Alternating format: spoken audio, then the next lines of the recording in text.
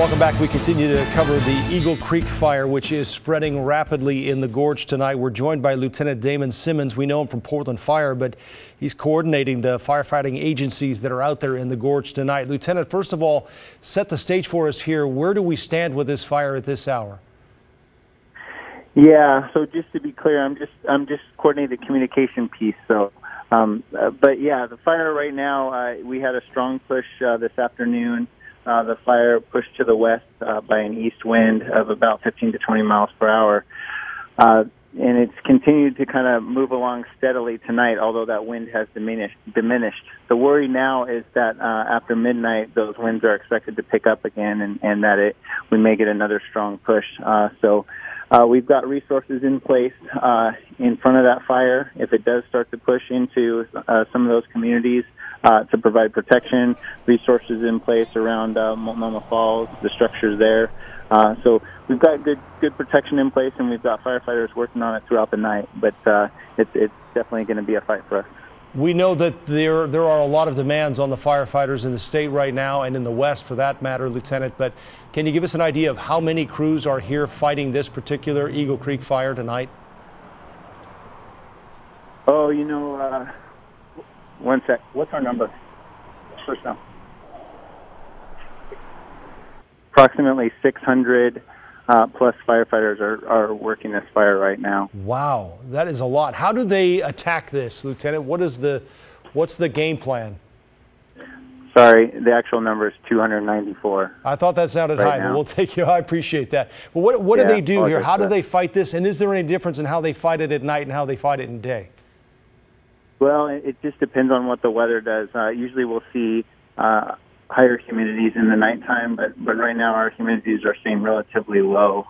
So the biggest thing is there's a lot more safety considerations at night. Obviously in the dark we can't see some of those stump poles, some of those rocks, things like that.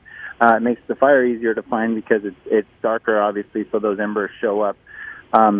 So usually, you know, we've got cooler temperatures, higher humidity, and we can get around the fire at night. But like I said, if that wind kicks up, it's a matter of just defending what we can and trying to hold our own for as long as we can, and then getting back in when the fire's gone through.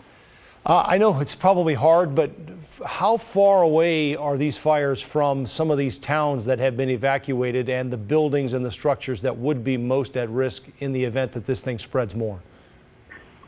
Well, the fire right now is pushing. It's about 3 miles from Multnomah Falls. It's kind of moved along on the ridge tops there, so it's above some of these towns.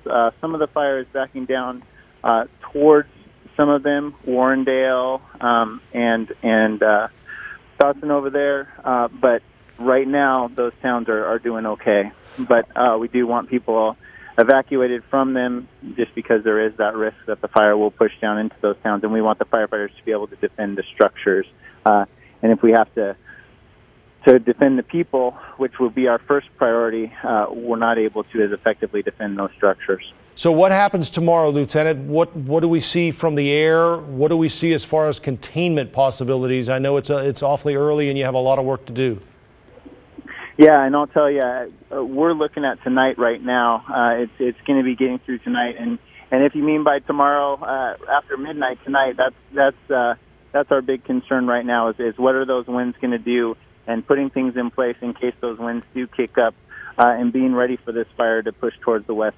Tomorrow during the day, it's going to be looking at where the fire's gone overnight and where we need to redeploy those resources moving forward. So we're always leaning forward to where we think the fire might go. Right now it's moving to the west, but if we get a shift in the winds, it could move back to the east. So we want to be ready for any contingency and be prepared for whatever this fire is going to do. But like I say, resources are pretty thin, but this is a very high priority fire with the things that it's kind of threatening right now. So Multnomah Falls, big priority. The town's in the way, big priority.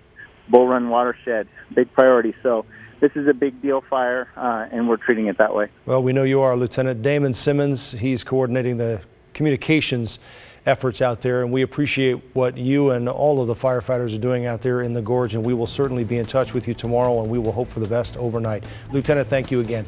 We'll be back with more after Thank this. you.